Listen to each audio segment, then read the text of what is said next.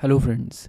पिछली वीडियो में हम लोगों ने देखा था कि सुल्तान गयासुद्दीन की बंगाल की जीत को सेलिब्रेट करने के लिए उलुग खान ने जो पार्टी थ्रो की थी, उस पार्टी के लिए अफगानपुर में जो वुडन स्ट्रक्चर बनाया गया था, उस वुडन स्ट्रक्चर में जैसे ही सुल्तान गयासुद्दीन अपने हाथियों को लेकर एंटर हुए, ये पूरा का पूरा वुडन स्ट्रक्चर ढह गया और इस वुडन स्ट्रक्चर के मलबे में दबकर सुल्तान गयासुद्दीन और प्रिंस महमूद की डेथ हो गई।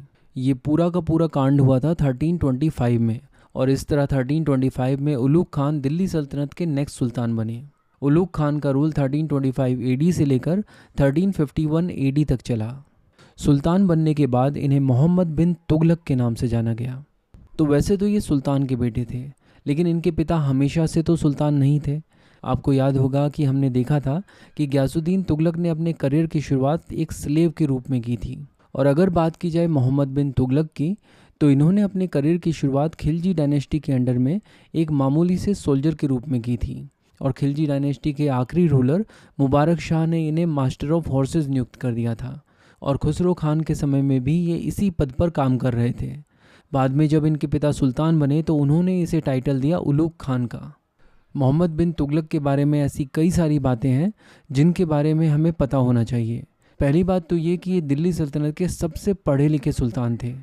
पर्शियन और अरेबिक लैंग्वेज के ये स्कॉलर थे। एस्ट्रोनॉमी, फिलॉसफी, मैथमेटिक्स, मेडिसिन और लॉजिक जैसे सब्जेक्ट्स का ये ज्ञान रखते थे और राइटिंग के साथ ये बहुत ज़्यादा एक्सपेरिमेंट करते रहते थे और एक अच्छे कैलीग्राफिस्ट थे। इसके अलावा ये एक बहुत ज़बरदस्त सोल्जर भी थे। काफ़ी लंबे समय तक ये खिलजी डायनेस्टी को सर्व कर रहे थे और इन सब चीज़ों से भी बढ़कर ये एक हाई मॉरल कैरेक्टर मेंटेन करते थे।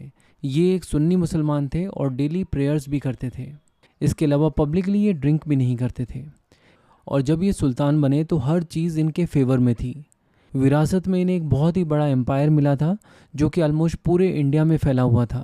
एक ऐसा एम्पायर जिसके टेरिटोरियल एरिया के फैलाव में इनका खुद का भी एक बहुत बड़ा योगदान था।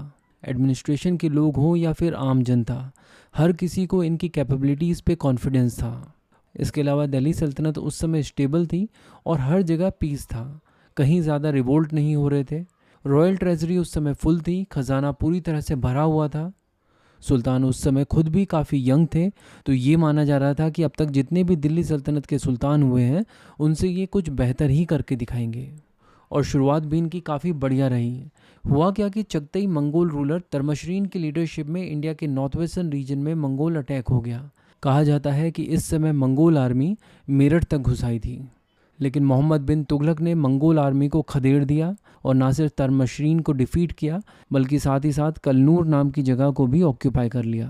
मंगोल आर्मी की हार को आप इस तरह से भी देख सकते हैं कि मोहम्मद बिन तुगलक ने लगभग 25-26 साल रूल किया, लेकिन इसके बाद मंगोल आर्मी ने कभी भी दोबारा उनके रूल में अटैक नहीं किया। तो आप देख सकते हैं कि मोहम्मद बिन तुगलक ने बहुत ही बढ़िया शुरुआत की है, लेकिन इसके बाद इन्होंने ऐसे 5 एक्सपेरिमेंट्स किए जिन्हें फेलियर नहीं बल्कि डिज़ास्टर माना जाता है, जिनके बारे में हम लोग नेक्स्ट वीडियोज़ में बात करेंगे। Thank you so much for watching and supporting बुक्सतावा।